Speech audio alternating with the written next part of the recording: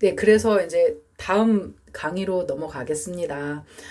그래서 제가 말씀드리는 치유는 이 변형에 의한 치유는 단순히 카타르시스, 그러니까 정화작용에 의한 그런 부분이 아니라 이런 일종의 그 허물을 보이드를 죽음을 끊어내는 치유입니다. 그래서 예수 그리스도의 영이 우리 인생에 들어오고 제 정이 되는 것이죠.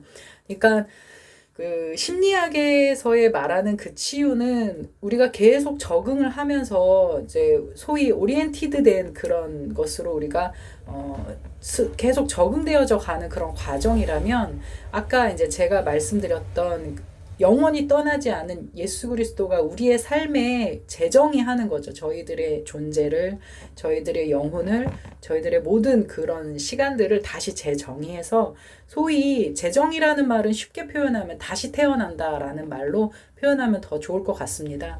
그것은 이제 구원을 의미하는 거고 이렇게 죄의 고리가 끊어지는 것. 아까 제가 영원히 떠나지 않는 예수 그리스도가 우리 안에 발견되어지면서 무엇이 찾아왔냐면 바로 생명이 찾아온 거예요. 그러니까 죽음으로 우리가 계속 이 허무가 죽음으로 드리워져 있기 때문에 그 죽음의 공포가 그 우리 삶 안에서 계속적으로 나타나고 있는 거거든요.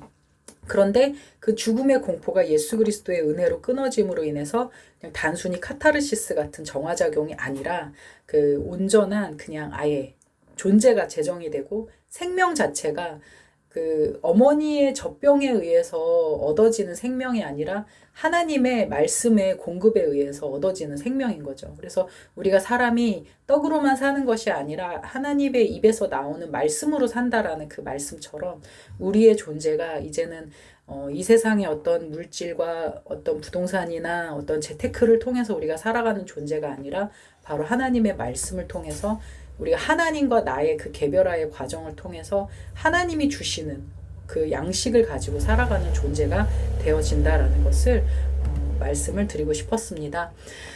그래서 두 번째 이제 주제로 같이 나누고 싶은 것은 생명 역동과 죽음 역동에 대한 이해가 이제 좀 필요한 것 같아요. 이 책에서 이제 가장 그 흐르고 있는 사상이 첫 번째로 키에르케고르의 사상이고요. 로직 오브 스피릿입니다. 이제 그 이변에 먼저는 키에르케고르의 사상이 흐르고 있고 그 다음에는 프로이드의 이론이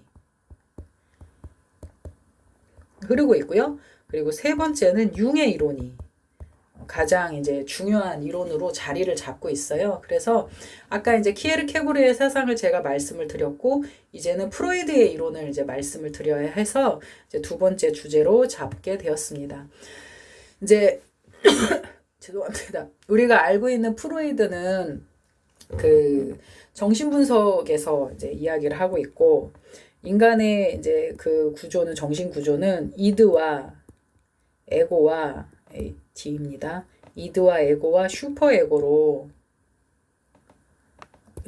나누고 있는데 이드가 이제 안쪽으로 들어가요. 죄송합니다. 이드가 이쪽에 있고 슈퍼에고가 여기로 해서 초자가 이제 항상 우리를 이렇게 누르고 있는 그런 구조로 되어 있는데 그래서 뭐 구강기부터 시작해서 학문기 잘 알고 계시는 이제 이 프로이드는 우리가 보편적으로 알고 있는 그런 프로이드이고 이제 제임스 로더가 로직 오브 스피릿에서 말하는 프로이드의 이론이 하나가 이제 나와요. 이제 그 이론이 바로 죽음 역동에 대한 이론인데 이제 그 프로이드는 원래 신경학자였던 사람이었습니다. 모든 형태의 정신질환들을 신경적인 조건과 뇌에 대한 이해들에 따라 밝혀내고자 했어요. 그런데 결과적으로 이 접근법을 포기하게 됐어요.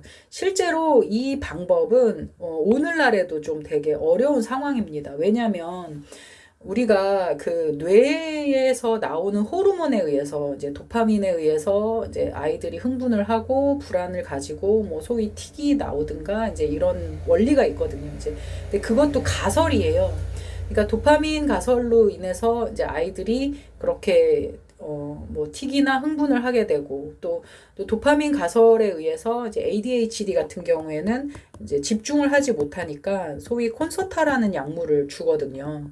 근데 이제 이 약물은 도파민을 자극해서 노르에피네프린이라는 그런 이제 뭐 신경 전달 물질을 좀 더 자극을 시켜서 아이들이 이제 집중할 수 있게 하는데, 근데 이게 실제로 아이들한테 이 약을 먹는다고 해서 이 아이들이 막 집중력이 확 좋아지고 뭐 아빌리파이라는 그런 것들을 통해서 이제 도파민을 조금 조절을 하게 되는데, 그렇다고 해서 도파민이 완전하게 잘 조절이 되느냐? 또 그렇지도 않아요.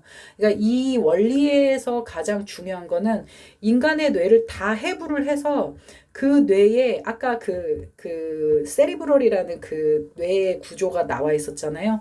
그것처럼 이렇게 전부 다 해부를 하고 열어보고 이 약을 먹었을 때 어떤 호르몬이 어떻게 어디에서 나오는지를 봐야, 그래야 정확하게 알 수 있는데, 솔직히 프로이드 당시에 그 정도까지의 과학이 발견이 되지도 않았을 뿐더러 지금도 과학이 되어 있다 하더라도 인간을 회부하면서 연구할 수는 없는 상황이다 보니까, 그래서 이제 지금 계속 이제 뭐 PET라는 그런 것들을 통해서 이제 CT나 뭐 MRI 막 이런 것들을 통해서 계속 과학자들이 연구를 하고 이제 그런 여러 호르몬들의 정체를 좀 알게 되고 약물을 주입하는 그런 과정 가운데 있는데, 어쨌든 이제 이 프로이드 당시에는 자신이 말하는 일종의 인간 안에 에너지가 있는데 그 에너지를 증명하기가 너무나도 어려운 거예요.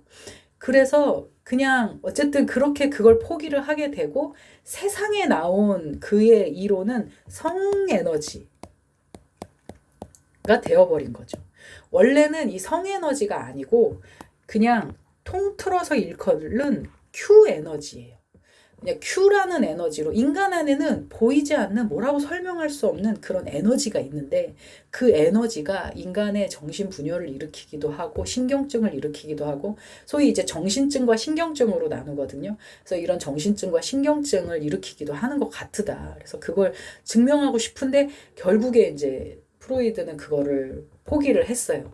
그러면서 이제 소위 성이라는 것은 모든 남자와 여자가 결혼을 하고 아이를 낳고, 그리고 그런 과정 안에서 성이라는 건 모든 사람들이 다 인정하는 부분이잖아요. 그러니까 이것이 그냥 하나의 과학이 될 수 있는 소위 이슈, 주제이기 때문에 이제 아마도 저는 이제 편승을 한 것 같아요. 프로이드는 그 당시에 성이라는 에너지로 설명을 해서 자신의 이론이 과학이다라는 것을 말하고 싶었던 것 같아요. 그래서 성 에너지 이론으로 그냥 프로이드의 이론은 그렇게 딱 세상 사람들한테 박혀버렸던 것 같아요. 근데 실제로 프로이드가 이걸 밝히고자 했던 것은 이 인간 안에 흐르고 있는 에너지, 자기가 이제 별칭으로 Q라고 이름을 지어 주었고, 이 Q 에너지가 어떻게 흐르느냐에 따라서 인간이 정신분열증이 되기도 하고 신경증이 되기도 하고 그러는 것 같은데, 그걸 좀 알고 싶었던 거죠. 그래서 이제 그 부분이 이제 프로이드 이론의 진짜 원래 모습이라고, 우리가 이제 그걸 이제 제임스 로더의 그 로직 오브 스피릿에서 이제 말을 해주고 있는 내용입니다. 그래서 책을 읽으시다 보면 이 내용이 아마 전반부에 나올 거예요. 그래서 이게 그 내용이구나라고 하면서 보시면 되겠습니다. 그래서 이제 프로이드는 심각하게 퇴행하는 환자들의 질병 원인을 병리적인 것으로부터 역방향으로 연구하기 위해 꿈과 자유현상 그 외의 여러 모델들을, 생물, 기계, 지형, 종교적인 모델들을 사용했다라는 거죠. 그래서 이제 실제로 아까 제가 말씀드린 대로 뇌를 해부해서 볼 수 없으니까 역방향으로, 바깥에서, 그래서 꿈을 보고 자유적으로 이제 툭툭 튀어나오는 말들, 이런 것들을 통해서 얘가 가지고 있는 무의식이 무엇인지를 이제 계속 접근해 가려고 했던 것이 바로 프로이드의 접근법입니다. 그래서 원래 그의 이론은요, 에너지에 대한 개념이었고요. 그 아이디어는 성적인 것이 아니라 전기 양자의 것이었어요. 그래서 초기 신경학적 논의에서 Q요인이라고 이제 이름을 붙여 놨었습니다. 그래서 이 에너지를 이제 신경 단위인 뉴런을 통해서 이제 움직인다고 하는 거죠. 그래서 긴장을 조성함으로써 신경세포의 연접부인 시냅스들을 가로질러 흥분하게 되고, 이것이 나중에 리비도의 가설이 되었습니다. 이 가설에 의하면 일반적인 성적 에너지가 유기체 안에서 움직이고 신체 특정 부위로 하여금 외부 세계에 대해 특히 민감하고 수용적이 되게 한다라는 것입니다. 그래서 뉴런은 보통 이제 이렇게 생겼고, 그리고 이렇게 꼬리가 달려 있고, 이제 이렇게 달은 이제 그 다음에 이제 이 뉴런 요 모습인 거죠. 요 모습이 이렇게 해서 또 꼬리가 달리고 이런 식인데 이 뉴런 안에서의 그 움직이는 것이 이렇게 쫙 퍼져나가요. 이게 이제 막 계속 1열, 2열, 3열, 뭐 4열 이렇게 쭉 계속 이어져 나가는데 그렇게 쫙 퍼져나가면은 이제 그 에너지가 이제 흥분이 되는 거죠. 퍼져나가는 것 자체가 이제 흥분을 하게 되고 그러니까 이 시대에 이걸 생각했다는 것도 참 대단한 것 같아요. 이제 이게 지금은 과학이거든요. 이제 신경학이나 이런 쪽으로 이제 설명을 하면 그렇게 퍼져나가는 거를 말을 하고 있거든요. 그래서 나중에 리비도의 가설이 이제 되었어요. 그래서 이 신경학을 통해서 이제 리비도가 이제 쭉 뉴런을 통해서 전달되어지고 퍼져나가는데 이제 그 에너지가 인간의 이제 구강기에 머물 때가 있고 항문기에 머물 때가 있고 뭐 그 생식기에 머물 때, 남근기에 머물 때가 있고 잠복기가 있고 또 다시 생식기로 오게 된다. 그러니까 이제 지금에 와서 보면은 너무 순진하고 너무 단순한 이론이에요.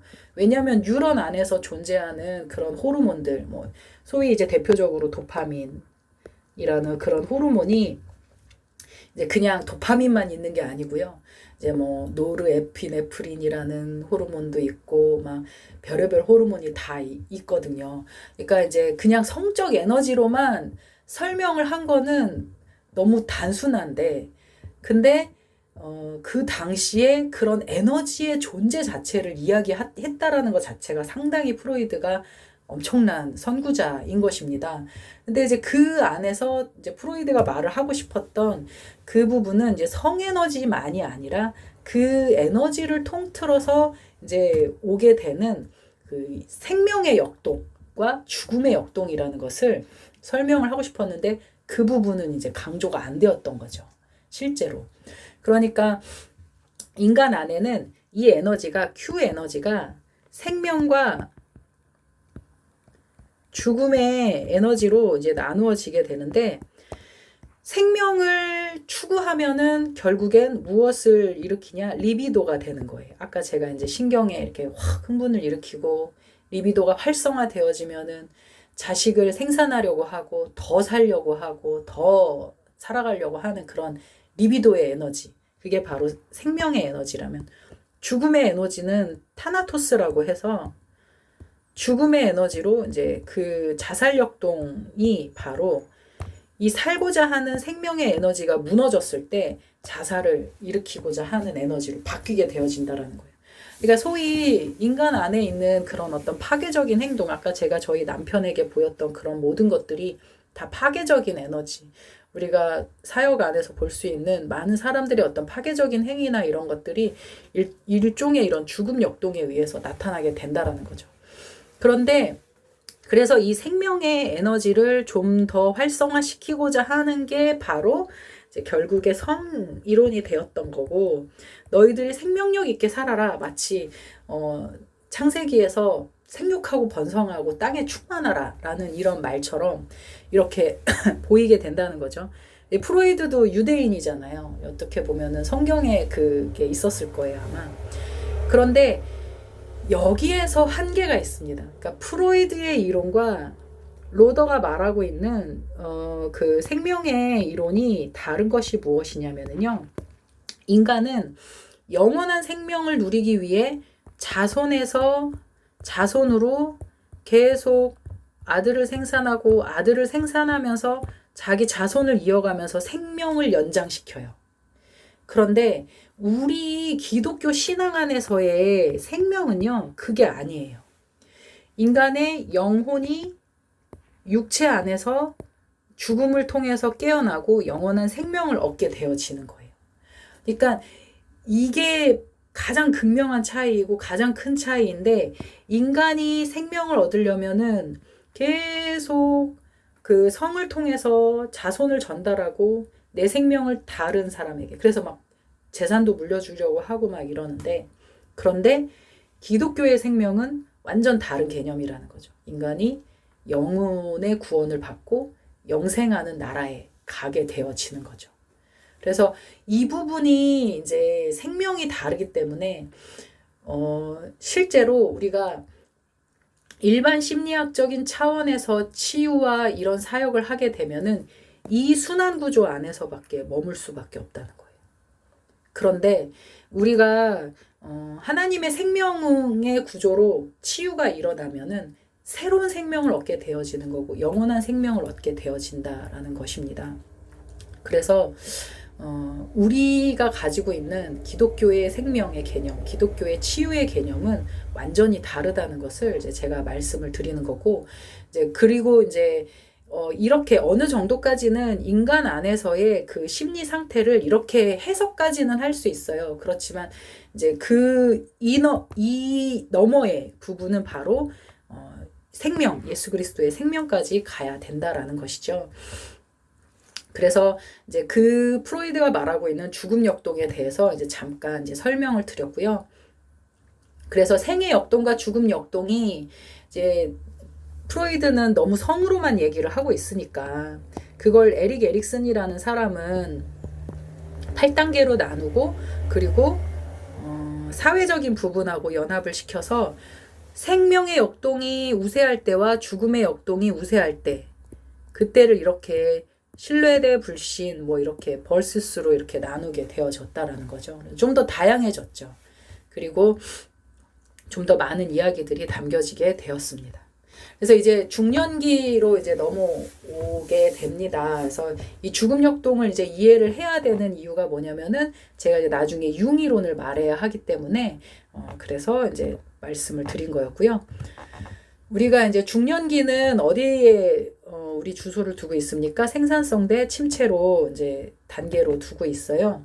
우리 중년기는 이제 잘 아시다시피 신체적인 변화가 나타나는 시기입니다. 혹시 이제 책 중에 다니엘 레빈슨이라는 사람이 이제 논문 쓰시려고 하실 때 이제 어떤 중년기나 이런 것들을 보시고 그 저서를 참고하시려고 하면은 이 사람이 쓴 남자가 겪는 인생의 4계절이 있어요.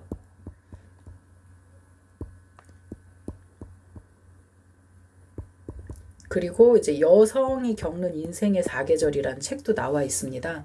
그래서 중년에 대한 이제 이론들을 이제 좀 잘 정리해 놓은 책이 있는데 어쨌든 그런 책을 이제 참고하셔서 중년기를 좀 연구를 하셔도 되고요. 이제 최근에 또 더 많은 그 의학적인 것들이 나와 있으니까 더 연구를 하실 수 있지 않을까 싶어요.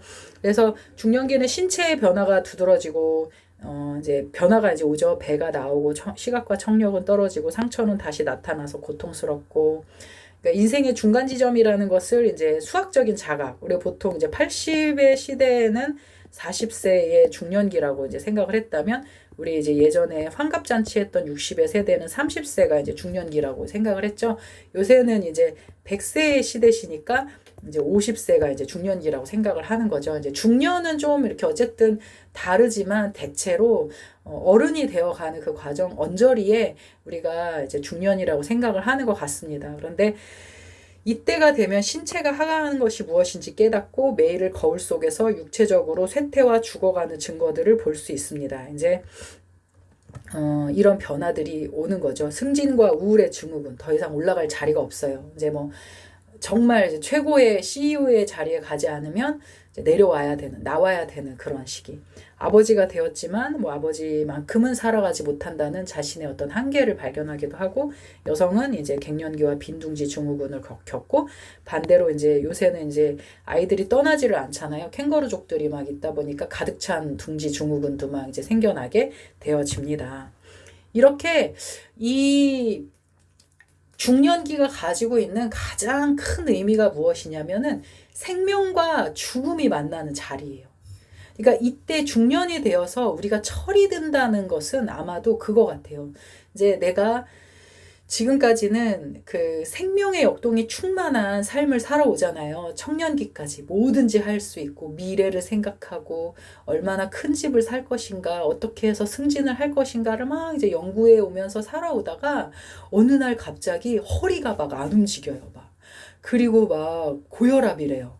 막 당뇨도 막 왔대요. 막 이러면서 하니까 아 내가 이러다 죽을 수 있겠구나를 생각하는 시기가 중년기라는 거죠. 마치 우리 한국에 두물머리 이렇게 있는 것처럼 어디가 뭐 저 이거 잘 모르겠지만 어쨌든 두 개가 만나는 곳이 두물머리래요. 근데 이 두 개가 이제 만나는 거죠. 생명과 죽음이 만나는 곳이 바로 중년기이기 때문에 의미가 있는 시기다. 그래서 이때가 되면은 통합이 일어나는 거죠. 근데 이 통합도 좀 이렇게 그냥 아무한테나 다 통합이 주어지지 않는데요. 이제 온갖 세월의 풍파를 지내오면서 그걸 잘 받아들여 왔던 사람들에게 이제 통합이라는 것이 일어난대요. 그래서 우리가 파울러의 그 단계별에서 보면은 청년기의 특징이 무엇입니까? 이제 양극단이죠. 사느냐 죽느냐 그것이 문제로다. 뭐 항상 이것이냐 저것이냐 그것이 문제로다. 이게 청년기는 항상 양극단적인 사고방식을 하는데 중년기에 넘어오면 이게 통합이 되는 그렇게 이제 하나의 그 성숙을 가는 그런 시기라는 거죠. 그래서 노아에 있어서 이런 패턴들은 우리로 하여금 멈추어 주의를 기울이게 하고 외부로 향했던 그 자원들이 내부로 이제 다시 들어오게 되는 거예요. 이제 예전에는 어떻게 하면은 내가 성공할 수 있을까? 막 내가 어떻게 하면 돈을 가질 수 있을까? 다 나의 스펙, 외부, 이것이 청년기의 주제라면 이제 나는 누구인가? 나는 어디에서 왔지? 나 이제 이렇게 좀 죽어갈 것 같은데 나는 어디로 가는 거지? 이걸 생각하기 시작하는 시기라는 거죠. 그래서 이전에는 내가 다른 사람에게 어떠한 능력을 가지고 있고 이것이 되게 중요한 시기였다면 내가 어떤 스펙을 가지고 있어서 다른 사람한테 어떻게 인정을 받는 게 중요한 시기가 청년기였다면 이제는 내 자신, 인디비주얼한 자기 자신의 개인화를 향해 가는 시기다라는 것입니다. 그래서 이 개인화가 바로 융의 용어입니다. 그래서 이 시기는 이제 중년기는 형식적 조작기에 있어서 젊은 성인의 이분법적인 사고에서 통합하는 그런 역설적으로 통합되어지는 종합적인 사고로 가는 시기고요. 이제 뭐 파울러가 이제 그런 말을 했대요. 칼 융은 쥐리히의 자기 연구소에 30세 이전의 사람은 절대 뽑지 않았다예요. 당시 이제 뭐 30세면 중년기니까 세상을 어느 정도 알고 고통과 상실, 책임과 실패, 삶의 에너지를 그런 느꼈던 사람들만이 상담을 할 수 있는 자격이 있다라고 그렇게 했던 것 같아요. 그래서 이제 그 자기 자신이 소위 지금까지는 빛이죠. 성공의 가도를 달리고 계속 생명을 향해 갔던 그런 삶이었는데 이제 어둠을 만나게 됩니다. 죽음을 만나게 되고 이제 신체의 한계를 만나게 되고 이런 시기가 바로 중년기입니다.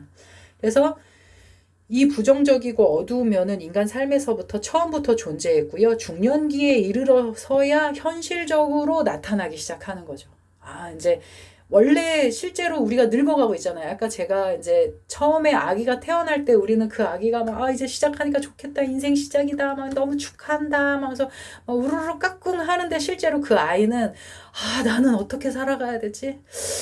나 오늘 젖병은 잘 주려나? 엄마가 나 이거 2시간에 한 번씩 줘야 되는데 이거 안 주면 어떡하지? 막 애는 막 그게 되게 고민이라는 거예요.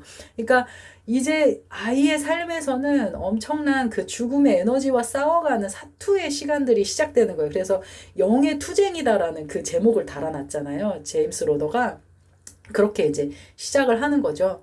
그래서 이렇게 그 생명력이 있는 것 같지만 청년들도 지금 엄청 좋을 때다. 우리는 막 좋을 때다. 이렇게 막 보고 있는데 그들도 막 생존과 직업과 막 이런 걸 막 싸워가고 있는 중인데 그런데 그래도 생명이 있다고 생각했는데 중년이 이르러서는 이제 고혈압이 와서야 이제 몸에 이제 쇠퇴가 와서야 나 죽는구나를 이제 인식하기 시작한다는 거예요.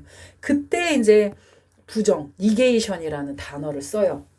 그러니까 이제 원래 이 부정이라는 니게이션이라는 단어가 처음부터 나와요. 그래서 아이가 태어날 때 죽음의 에너지가 이 아이를 지배하고 있어. 그리고 그 죽음의 에너지에서부터 막 투쟁을 하면서 살아가려고 하는 그런 모습이 바로 아이의 사투의 과정이다. 그래서 그 투쟁이라는 표현을 쓰고 거기에 이제 그 흐르는 에너지를 죽음, 그거 우리가 이제 많이 얘기했잖아요. 보이드, 허무, 그리고 니게이션. 이게 다 같은 거예요. 그래서 흐르는 에너지. 그러니까 프로이드적으로 표현하면 이거는 Q 에너지 중에서 죽음 역동을 말을 하는 거죠. 이제 이 부정을 이제 인식하기 시작을 합니다. 그래서 그런데 이제 발달 심리학자들은 이런 부정을 궁극적으로 극복할 수 있다고 생각을 해요. 그래서 발달의 단계가 상당히 이렇게 계속 계단적이잖아요. 진화론적이고요. 그런데 실제로 이렇게 삶은 계속 올라가는 상승곡선을 가지고 있지 않습니다. 왜냐하면 이따 이제 저희가 노년기에 가서 말씀을 드리겠지만 노년은 그냥 그 자체가 절망이에요. 총체적으로. 제가 교구에서 사역을 하는데 그분들이 나이가 드셔가지고요. 전도사님, 목사님, 저는 이제 교회 가서 예배 드리기가 힘들어요. 교회에 막 그 스피커 음향이 너무 웅웅거리고 귀가 너무 힘들고요. 무릎이 너무 아파서요. 제가 이제 저희 교회는 여의도 섬에 있어가지고 차를 타고 다녀야 되거든요. 버스 타고 다니기가 너무 힘들어요. 그래서 집에서 예배를 드려야 돼요. 그게 이제 그분의 엄살이 아니라 진짜 늙으셨어요. 근데 그분이 이전에는 빨간 가방을 들고 다니셨고 구역장이었고 막 온 동네를 휘저으면서 전도하셨던 그런 분이었는데 우리가 나이가 들면 우리가 이렇게 막 그 전도하고 그랬을 당시에는 정말 이렇게 멋지게 인생을 끝까지 살아갈 것 같았는데 나이가 드니까 저렇게 집에서 예배도 TV로만 드려야 되는 삶이 되어지는구나. 그때 우리의 신앙은 과연 무엇으로 정의될 것인가를 한번 생각을 하게 됐었어요. 여튼 이 부정이 이제 최고조에 달하는 때가 이제 그 바로 노년기고 이제 그 두물머리처럼 만나서 살아있으나 죽은 것 같기도 하는 그 두 개를 같이 막 역동적으로 느끼는 시기가 중년기이고 그리고 그 중년기에 막 위기감이 막 그래서 갱년기와 함께 겹치면서 이제 난리가 나는 시기가 바로 이제 중년기라고 이제 우리가 볼 수 있습니다. 그래서 이 부정, 니게이션과의 투쟁은 탄생부터 있었던 것이다. 이 부정은 뭐라고 여기 잘 가려져가지고 잘 안 나오네요. 그래서 어쨌든 각인되어 있고 청년기에 강력하게 표면에 드러나다가 다시 서서히 침몰하게 됩니다. 그래서 신체적인 쇠퇴와 죽음을 거부할 수 없는 중년이 되어서야 억누를 수 없는 인간 영혼이 종합적이고 의미 있는 해결을 찾을 때 인지 수준에서는 변증과 모순이 지배합니다. 잠시만요. 이게 이 부정은 지성의 형태와 모양에 각인되어서 청년기에 강력하게 표면에 드러났다가 다시 서서히 침몰하게 되어집니다. 이제 청년기가 되면은 이제 그 형식적인 사고가 발달을 하기 때문에 이제 죽음이라는 것을 철학적으로 사고할 수 있잖아요. 그래서 이제 좀 강력하게 표면에 드러났다가 뭐 다시 또 침몰을 했다가 그런데 이제 중년기가 이제 오면 쇠퇴와 죽음을 거부할 수 없는 그런 상태가 되는 거예요. 그러니까 청년기는 철학적인 사고가 발달해서 소위 이제 죽음을 생각하기 시작하는데 이때의 마약 같은 것이 무엇입니까? 결혼이라는 게 있잖아요. 신혼의 즐거움을 막 맛보면서 아이를 낳고 막 이러면서 이제 잠깐 그 또 니게이션이 훅 이렇게 내려가요. 죽음 역동이 훅 내려가고 이제 살아야 하는 게 이제 더 삶의 역동이 막 올라가게 됩니다. 그래서 이제 이 중년기가 실제로 죽음과 그 생명이 같이 이렇게 맞물리면서 갱년기도 맞이하게 되고 막 역동의 시기이기도 하지만 오히려 이것이 위기이면서 기회인 시간이다라고 봅니다. 그래서 아까 이제 제가 이 그림에 여기 이렇게 흐르고 있는 게 죄, 죽음, 그리고 로더의 표현에 의하면 부정이에요. 니게이션. 그러니까 이제 죄하고 죽음 하면은 너무 이제 딱 그냥 한정되어 있잖아요. 노년기에만 한정되어 있고 죄 이제 막 그냥 우리가 생각하는 소위 그런 살인 사건을 한 사람들을 죄인들에게만 한정되어 있잖아요. 그래서 좀 더 그거를 보편화시킨 개념으로 니게이션이라는 단어를 쓰고 있습니다. 그래서 이제 이렇게 흐르는 것들이 바로 죄의 모습이라고 보면 됩니다. 그래서 왜 기회의 시기일까? 이제 중년에는 반대 성향이 출현을 하게 되어 내면을 이제 탐구해 가면서 자신 안에 잠복해 있는 반대 성향을 수용함으로써 균형을 이루게 됩니다. 그래서 자아 수준에서는 그 해결책이 인간 영의 창조이면서 한 개인을 생산성의 방향으로 움직이게 하거나 만일 해결되지 않으면 침체 방향으로 이제 움직이게 됩니다. 그러니까 이거 이제 다음 장면을 통해서 볼게요. 왜 융의 이론을 이제 이야기를 하려고 하는 거예요. 네. 요걸 먼저 설명을 할게요. 인간을 아까 이제 봤을 때 인간 영의 핵이라고 이제 표현을 하잖아요. 이게 인간을 이제 둘러싸고 있는 하나의 껍질 같은 걸로 이제 보시면 되는데 이렇게 외부까지 있어요. 그러면은 인간이 이제 중년이 되어서야 자기 자신을 발견하려고 하는데 그 나 자신을 발견하는 과정이 어떻게 되어지는가를 제일 이론적으로 잘 설명한 사람이 바로 융입니다. 그래서 그 융의 이론을 통해서 이제 제임스 로더는 나를 발견해가는 과정들을 이야기를 하려고 하고 있어요. 그래서 융의 이론이 제임스 로더의 책에서 나오고요. 이제 이 구조는 이제 제가 그렸으니까 제 얼굴을 이제 여기다가 붙여놓은 건데요. 어쨌든 인간은 페르조나라는 것에 자기를 발견하는 그 과정 속에 가장 첫 번째로 맞닥뜨리는 것이 페르조나예요. 나는 남편으로서, 뭐 엄마로서, 목사로서, 직장인으로서 뭐 여러 가지 자기의 역할들이 있잖아요. 근데 그 역할들이 진짜 자기는 아니라는 거예요. 그러니까 아까 제가 말씀드렸듯이 사역자로서 김은주라는 사람으로 살아왔을 땐 아주 나이스한 성격의 페르조나를 저는 쓰고 있었어요. 저는 그게 그 페르조나가 전 줄 알았어요. 그 가면이. 이게 페르조나는 가면이라는 뜻이잖아요. 그러니까 이제 그 가면이 저의 안에서 전 줄 알았고 저의 인격인 줄 알았는데 남편을 만나면서 이 페르조나가 이제 벗겨진 거죠. 그러니까 융은 너의 페르조나를 한번 벗겨봐. 너가 지금 갖고 있는 너의 목사, 너의 엄마로서의 그런 여러 그 역할들의 가면들을 한번 벗어봐. 그러면은 그 안쪽으로 컴플렉스가 이제 나타나요. 더 이제 복잡한 내면의 심리인 거죠. 그래서 그것이 이제 아까 이제 제가 말씀드렸던 어떤 부분이었냐? 저의 자신의 이제 나쁜 그런 습성들, 막 이제 소리 지르고 죄송합니다. 심리적인 문제점들 이런 것들은 너무 복잡한 거죠. 그러니까 나중에서야 제가 나의 심리 역동 안에는 사랑받기 위한 것이 자리 잡고 있었구나 라는 것을 발견하게 된 것처럼 그렇게 자기의 컴플렉스를 발견을 하게 되면은 자기 자신을 좀 더 심층적으로 알게 되고 내가 이 부분에 방어 기제가 있어서 내가 이렇게 더 강력하게 반응을 해왔구나 라는 것을 알게 되는 거죠. 그래서 이 컴플렉스가 이제 그렇게 해서 벗겨지게 됩니다. 그러면 이제부터는 융의 독특한 이론인데요. 죄송합니다. 아이고 이게 목에 뭐가 이렇게 끼네요. 그 다음에 이제 아니무스가 이제 발견되는데요. 아니무스는요, 남성성 안에는 여성성 안에 있는 남성성이 이제 발견이 되어집니다.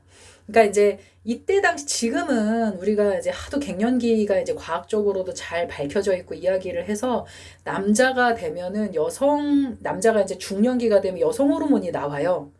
그리고 여자가 중년기가 되면 남성 호르몬이 나와요. 그래서 여성의 목소리가 좀 더 낮아지고 남성의 목소리는 좀 더 높아지기도 하고, 그러니까 일종의 그동안 청년기 때까지 이 호르몬을 남성성과 여성성을 자기 성에 맞게 무세하게 지켜왔던 호르몬의 그 댐이 갑자기 마치 고장난 것처럼 남성 안에서 여성의 호르몬이 나오고 여성 안에서 남성의 호르몬이 나와요. 혹시 이제 이것도 저도 심리학을 배우면서 알게 되었는데, 이제 아기들은요, 12주까지요, 2주 전까지 남성과 여성이 혼재해 있어요. 원래 우리 인간은요, 여성 따로, 남성 따로 태어나는 게 아니래요. 원래 그 12주 때까지는 남자, 여자 생식기가 두 개가 다 같이 있대요. 그런데 이때에 이제 호르몬이 여성을 결정할 것이냐, 남성을 결정할 것이냐에 따라서 이제 남자로 나뉘어지고 여자로 나뉘어지는데, 이게 이제 그래서 여성과 남성이 같이 이렇게 공존하는 그 장애가 이제 항뮬러 증후군이라는 그런 병이 있어요.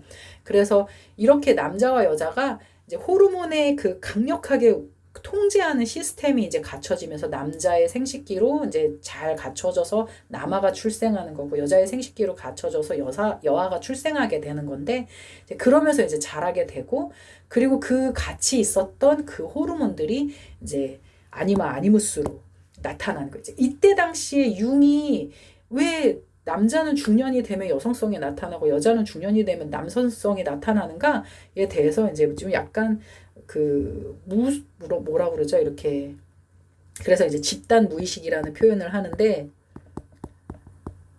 과학적이지 않은 표현인 거죠. 그 당시에 최선이었던 거예요. 그래서 여자 안에 남성성, 남자 안에 여성성을 만나게 된다. 중년이 되면 그게 이제 아니마와 아니무스다. 그리고 이제 그 다음에 그림자를 만나게 된대요. 그 더 깊은 내면. 이렇게 지금 이제 들어가는 과정을 지금 보여드리고 있는 거예요. 그러면 인간의 내면 안에 있는 소위 악을 만나게 되는데 이 악과 이제 마주하게 될 때 우리는 어떻게 해야 되는가라고 이제 이야기를 할 때 이제 그 융의 이론에서는 균형이에요. 그러니까 여기 아니마 아니무스도 균형을 이루고 컴플렉스도 내면의 상처와 뭐 내 자신의 현재의 상황이 서로 균형을 이루는 거고 페르조나도 나의 가면과 실제의 나가 서로 균형을 이루면서 이렇게 평균을 찾아가는 평형을 이렇게 균형을 찾아가는 그런 과정들이 이제 자기 자신을 발견해 가는 과정이고 그 안에 더 셀프라는 요 안에 이제 이 안에 진짜 나 더 셀프라는 핵심 자 바로 원형을 발견을 해야 되는데 그게 이제 바로 영적인 그러니까 소위 우리 기독교의 영적인 것이 아니라 영적인 측면까지 들어가야 진정한 나를 발견할 수 있다. 이게 융의 이론인 거예요. 근데 융의 이론이 지금 뭐가 이제 제임스 로더가 이제 책에서 중년기 책에서 뭘 이제 지적을 하고 있냐면 인간 안에서 페르조나에서 균형을 찾아 가능해. 컴플렉스도 어느 정도 적응을 하는 거니까 균형을 찾아 이것까지도 균형 가능해. 아니마 아니무스 적절하게 남성성과 여성성을 같이 하면서 섬세한 남자, 뭐 터프한 여자, 도전적이고 진취적인 여자, 이거 가능해. 그런데 그림자에서는 이게 가능하지가 않다는 거죠. 악과 죄 이런 부분에서는 균형을 이룰 수가 없다는 거예요. 우리가 실제로 살면 살고 죽으면 죽지 삶과 죽음이 같이 공존하지는 않잖아요. 그러니까 이 부분에서부터는 균형이라는 것은 불가능하다. 그리고 이때에서부터 무엇이 이루어져야 하느냐? 변형이 이루어져야 한다. 그게 바로 제임스 로더의 지적과 동시에 대안인 거예요. 그리고 제임스 로더가 가지고 있는 두 번째 이 융 이론에서의 공로인 거죠. 공적이라고 표현을 하는 거죠. 인간은 균형을 가지고 인간 그 위기를 넘길 수 없다. 변형을 통해서 이루어져야 한다. 제가 이제 키에르케고르의 책을 이제 설명을 드릴 건데 처음에 키에르케고르의 책을 이렇게 시작을 하면은 예수님이 나사로의 죽음의 소식을 듣고 이제 나사로를 찾아가요. 그런데 예수님이 그 병은 죽을 병이 아니다라고 이야기를 해요. 그러면 이제 사람들이 이제 아직 나사로가 안 죽었나? 이렇게 생각을 했는데 갔더니 나사로가 죽었어요. 그랬더니 이제 뭐 마르다가 와서 예수님이 늦게 오셔서 우리 오빠가 죽었지 않습니까? 라고 이렇게 이야기를 해요. 그런데 예수님께서 이렇게 말씀을 하세요. 나를 믿는 자는 죽어도 살겠고 무릇 살아서 나를 믿는 자는 영원히 죽지 아니하리라. 이것을 네가 믿느냐라고 이야기를 해요. 그랬더니 이제 마르다는 왜 이렇게 늦게 왔냐고 물어보는데 예수님이 딴소리하고 계시니까 믿습니다. 어쨌든 그래서 마리아를 불러와라. 막 이제 이러면서 뭐 이렇게 돌을 옮겨라 하면서 이제 죽은 지 3일이 지났는데 나사로가 이제 살아서 나오는 거죠. 바로 이제 이 부분에 있어서 키에르케고르가 말하고자 하는 것은 인간은 그 영혼과 육체가 함께 있는 존재이기 때문에 우리가 지금 현재는 죽지만 그것이 죽었다고 말할 수 없는 거고 하나님의 눈에는 모든 존재가 다 살아있다라고 표현하는 것처럼 무릇 살아서 나를 믿는 자는 영원히 죽지 않는 존재인 것이다. 그래서 예수 그리스도의 구원을 통해서 우리는 영원한 생명을 얻게 된다라는 것을 이제 이렇게 먼저 이야기를 하고, 그러고서 이제 그 죄, 죽음에 이르는 병이라는 책들을 계속 이야기를 해가는데, 이게 이렇게 막 연결이 되지 않으니까 신학과 철학이 계속 이렇게 막 양립해서 오니까 사람들이 그게 좀 많이 난해했던 거죠. 그런데 우리가 이제 바로 그런 그 상태, 중년기의 이 상태가 나에게 다가오는 이 죽음이라는 그 주제들이 너무나도 리얼한 거죠. 신체로부터도 다가오고, 이때 다가오는 가장 큰 죽음이 어떤 죽음입니까? 사회적인 죽음이에요. 바로 은퇴, 조기 은퇴, 명예 은퇴. 이 세상 사람들은요, 살아있으나 죽은 것과 같은 삶의 그 경험을 하는데 그게 바로 은퇴인 것 같아요. 제가 이제 여의도 순복음교회에서 20년 동안 사역을 하다가 2021년에 이제 개척을 하면서 나왔는데, 제가 이렇게 막 어떻게 하다 보면은 숨을 막 몰아쉬잖아요. 이게 이제 이때 생긴 거예요. 이때 이전 언저리부터 제가 이제 그만두어야 하는 2020년 언저리부터 숨이 가슴 아래로 내려가지 않더라고요. 이렇게 숨을 쉬면은 배에까지 이렇게 복식 호흡이 됐었는데 이 아래로 안 내려가는 거예요. 그래서 숨이 안 쉬어지니까 맨날 이렇게 숨을 막 이렇게 숨차게 쉬는 그런 증상이 있었는데, 알고 보니까 이게 공황 증세였더라고요. 그러니까 저는 이때 제가 목사 안수를 받으면 2년 뒤에 여자는 사임을 해야 되기 때문에 목사 안수 받은 여자는 2년 뒤에 사임을 했어야 했어요. 그래가지고 지금은 다 여자들이 다 목사 안수를 받고 있는데, 그때 당시에 이제 난 2년 뒤에 그만둬야 되는구나. 난 이제 죽었다. 난 이제 이 사회로부터 이제 나는 매장을 당하는구나. 막 이러면서 진짜 막 거의 죽음이라는 것을 너무 또 리얼하게 이제 제임스 로더의 이론을 이제 더 삶으로 체험을 하게 된 거죠.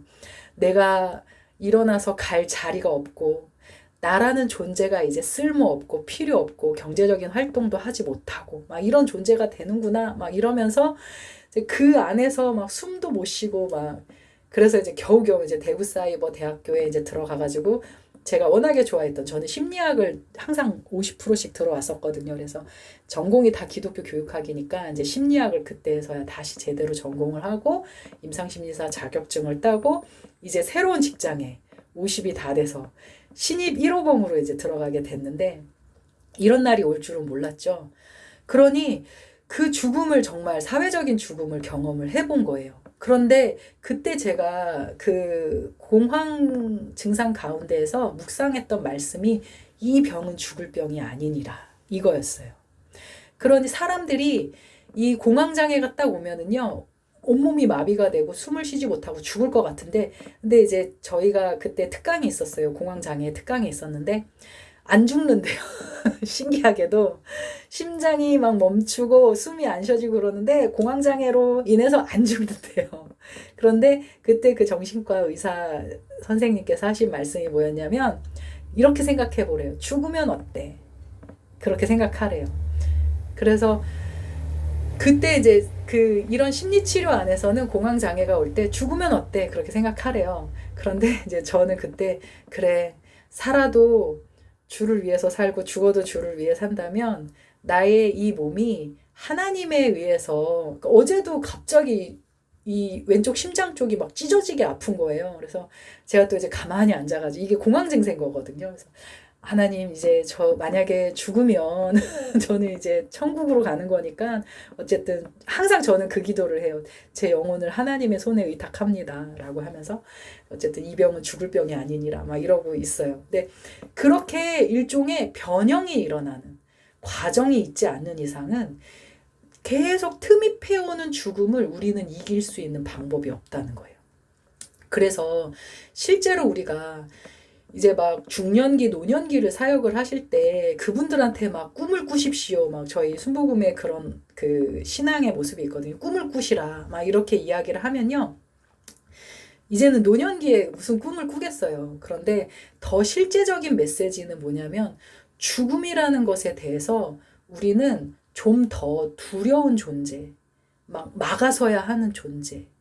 그런 것으로 받아들이는 것이 아니라 죽음은 끝이 아니라 새로운 시작이다. 우리에게 이 죽음이 우리를 마치 새롭게 변형시키는 하나의 그 단초로서 다가오는 것이다라는 것을 그걸 이제 메시지 가운데 선포가 되어지면 그 죽지 않으려고 막 애쓰니까 사람들이 서로 싸우는 거거든요. 죽지 않으려고. 왜 우리 교회 안에서도 막 싸우고 그러잖아요. 교회인데 왜 싸우세요 하는데 죽지 않으려고. 막 회장 자리 내려놓지 않으려고. 막 내 회장 자리 이거 내려놓으면 내가 죽을 것 같으니까. 나는 이제 더 이상 쓸모없는 존재이고 나는 누가 나를 뭘로 불러주나 뭐 권사님이라고 불러줬는데 그거 직분 내려놓으면 이제 끝인 줄 알고 이렇게 하는데 그런 것들이 죽음에 대한 변형이 일어나지 않으면 진짜 하나님의 나라는 이루어지기가 정말 어렵다. 우리가 이제 깊은 무의식으로 이제 아까 그 이 깊은 무의식 안에 진정한 나를 발견을 해야 되는데 그러니까 이제 뭐 영의 세계로 들어가는 영역이에요, 여기가. 이제 진짜 더 셀프라는 것을 발견할 때 막 어떤 사람들은 불교 뭐 원불교에서는 명상 그러고 막 그런 깊은 곳으로 막 들어가는데 근데 실제로 여기에서 길을 잃어버리는 사람들이 되게 많대요. 그러니까 그냥 정신분열증을 일으키는 경우가 되게 많대요. 왜냐하면 이 무의식의 세계가 너무 크기 때문에.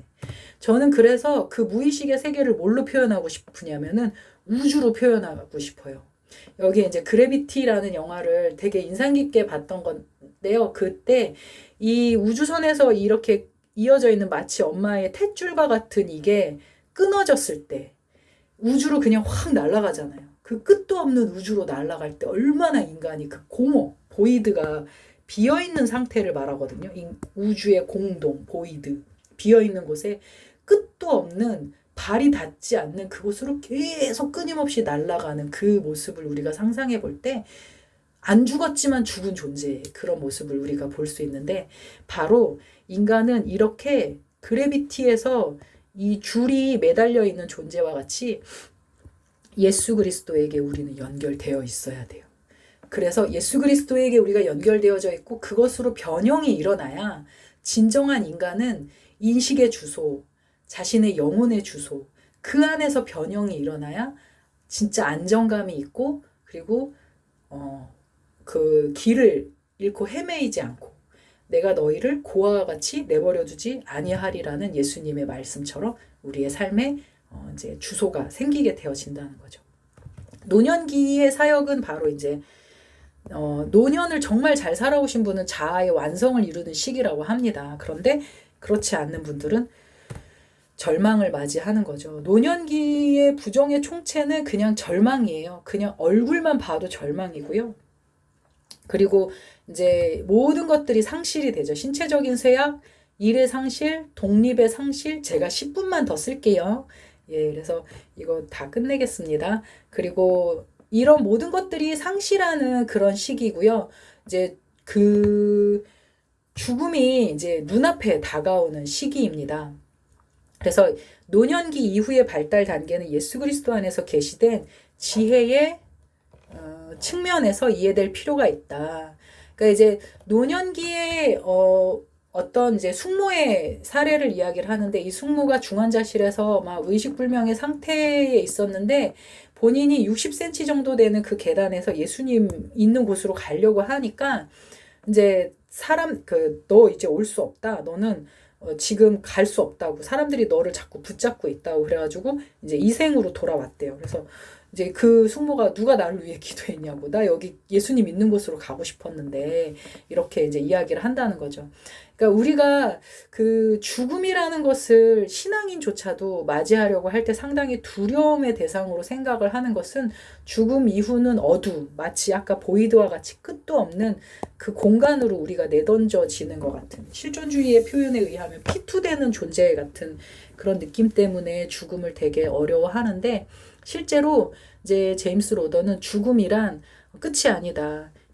마치 우리가 탄생할 때 아이가 엄마의 자궁에서 나와서 엄청난 빛을 보게 되는 것처럼 이제 죽을 때도 인간은 어떤 한 빛을 만나게 되고 그리고 그곳으로 가게 되어진다라는 것입니다. 그래서 이 책의 처음에서 다룬 출생의 경험과 유사한 점을 주목해라.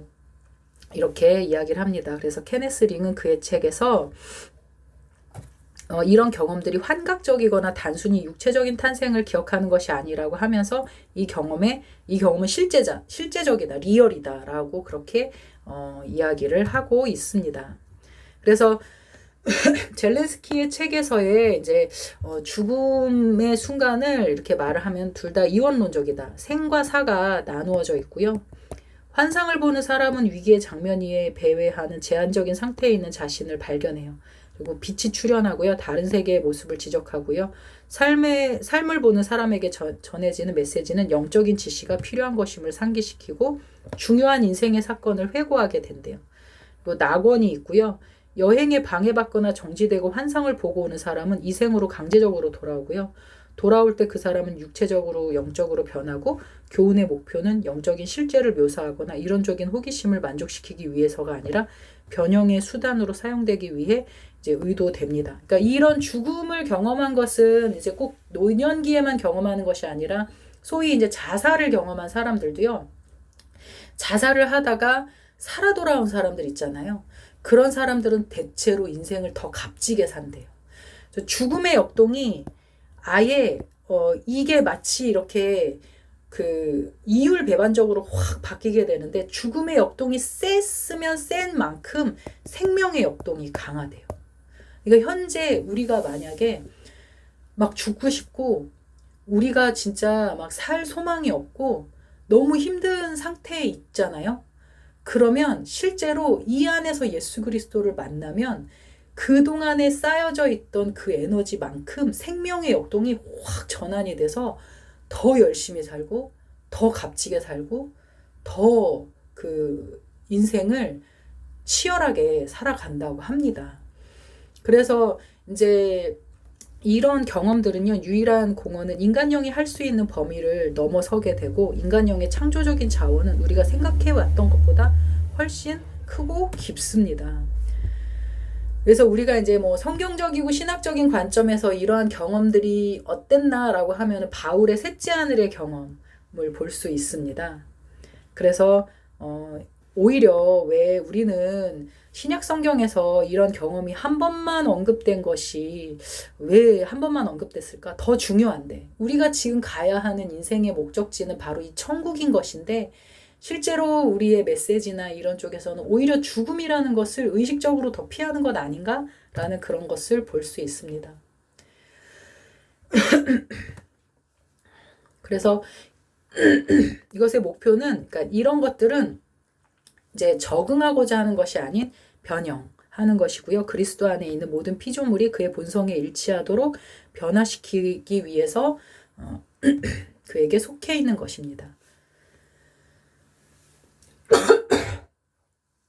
무리를 걸어오신 예수 그리스도의 사건을 기억하라.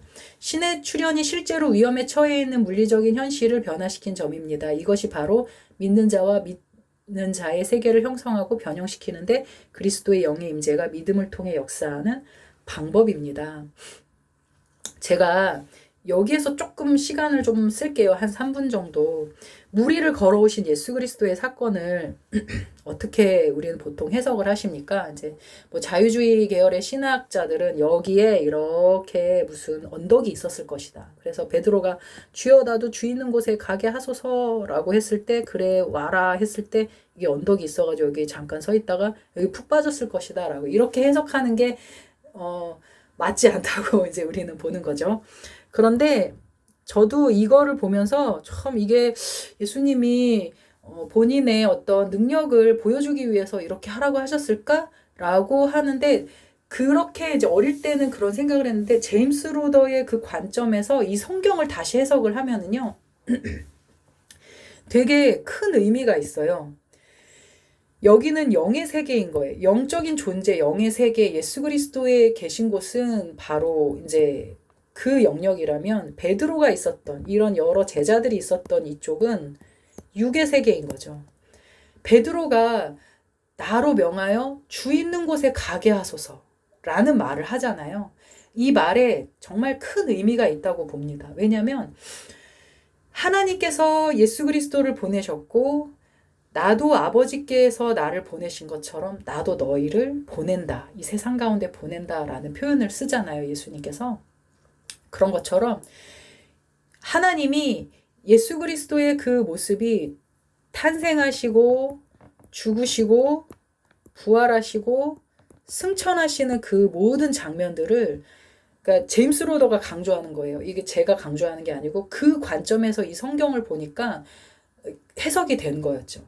그러니까 이런 예수 그리스도께서 인간 영과 유사한 예수님도 신성이 있고 인성이 있으신 것처럼 인간도 그 무한한 존재인 영이 있고 육체가 있는데 우리가 예수 그리스도를 모른다면 우리가 어디에서 와서 왜 살고 어디로 가는지 모르고 살았을 텐데 예수 그리스도께서 우리 인생의 궤적을 보여주신 거예요. 탄생하시고 죽으시면 부활하고 승천하고 영원히 사는 천국으로 가는 것을 보여주신 거예요.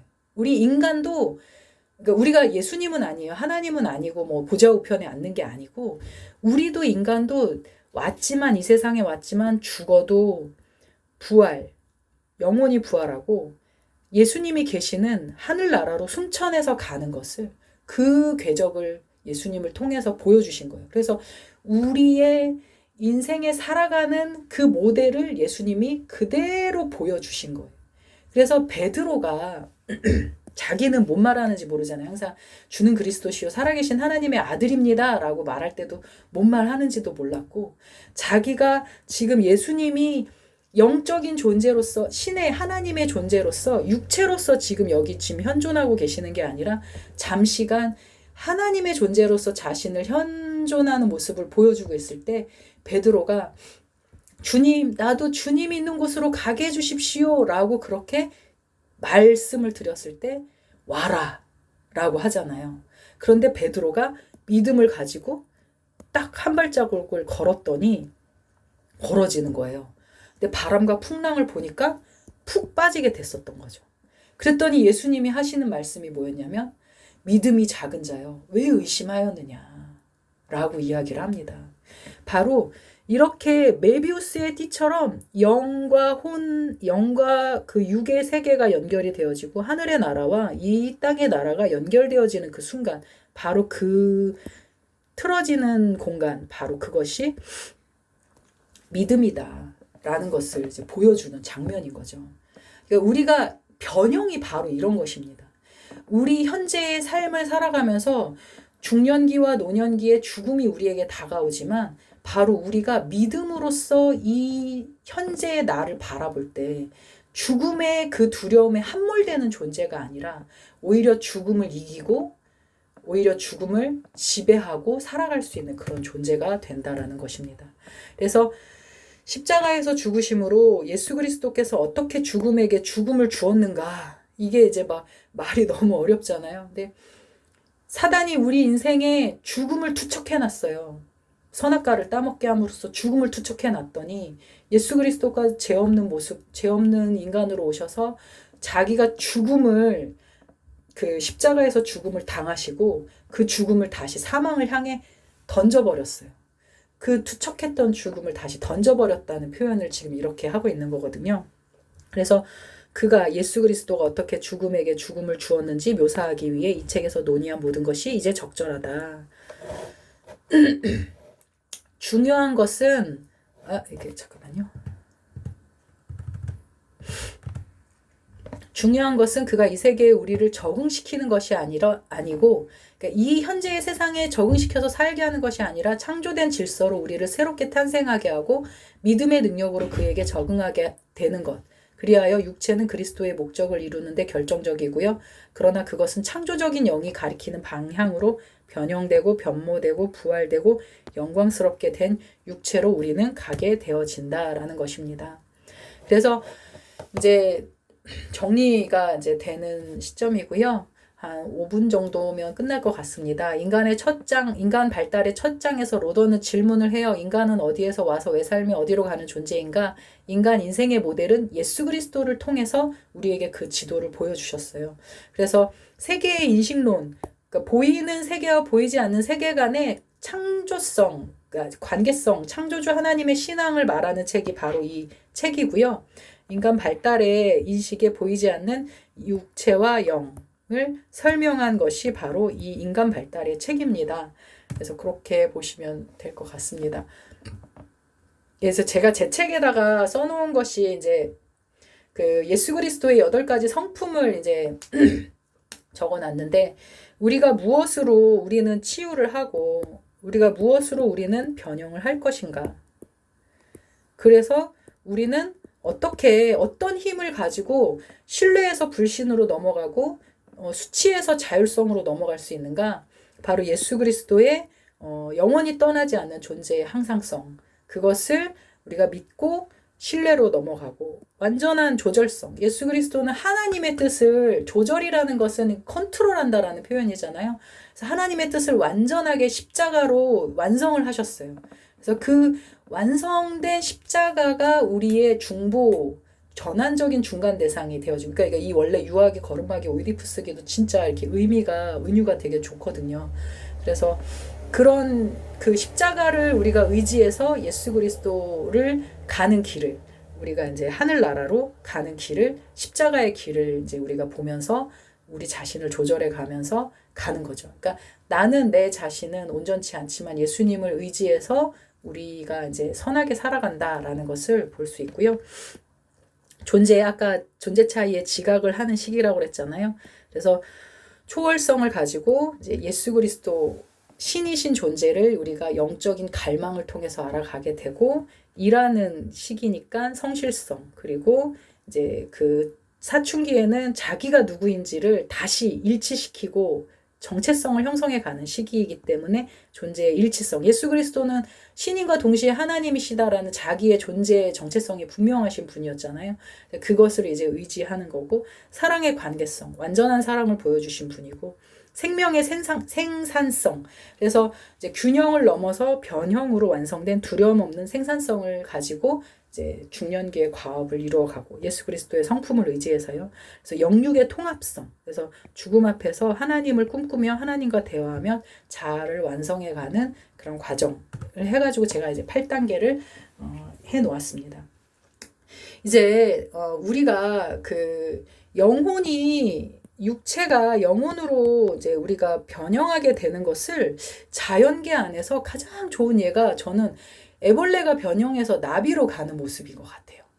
그러니까 우리가 이렇게 한번 생각을 하고 질문을 딱 해볼게요. 애벌레가 나비입니까? 나비가 애벌레입니까? 근데 애벌레가 진짜입니까? 나비가 진짜입니까? 뭐 이렇게 질문을 해볼 수 있어요. 그런데 애벌레가 허물이 벗겨졌는데 그 안에서 나비가 되어서 나오잖아요. 이게 바로 마치 우리 육신은 겉사람은 후패하나 속사람은 날로 새롭다는 그 바울의 표현처럼, 우리의 언젠가 애벌레가 벗겨지고 우리의 나비가 나오는 그 시기가 바로 우리의 죽음의 시기인 거고, 그것은 결코 끝이 아니라 시작이다라는, 이게 바로 산소망인 거죠. 우리의 그 교회 안에 메시지 가운데 이 산소망이 우리에게서 충만하고 넘치게 될 때, 뭐 직분 좀 내려놔도, 내가 좀 여기에서 벗어나도, 나는 내 생명의 그 주체는 바로 예수 그리스도에게 있기 때문에 나는 더 이상 죽음의 허무한 존재가 아니다라는 것을 우리가 볼 수 있게 됩니다. 그래서 이제 죽음이 해결된 인간, 하나님의 사역자, 뭐 죽음이 해결된 성도, 죽음이 해결된 교회는 어떤 모습일까요? 죽음의 방어가 내려놓여지는 교회의 모습이야말로 우리가 생각하는 이상의 모습일 거다라고 하면서 저의 강의를 마치도록 하겠습니다.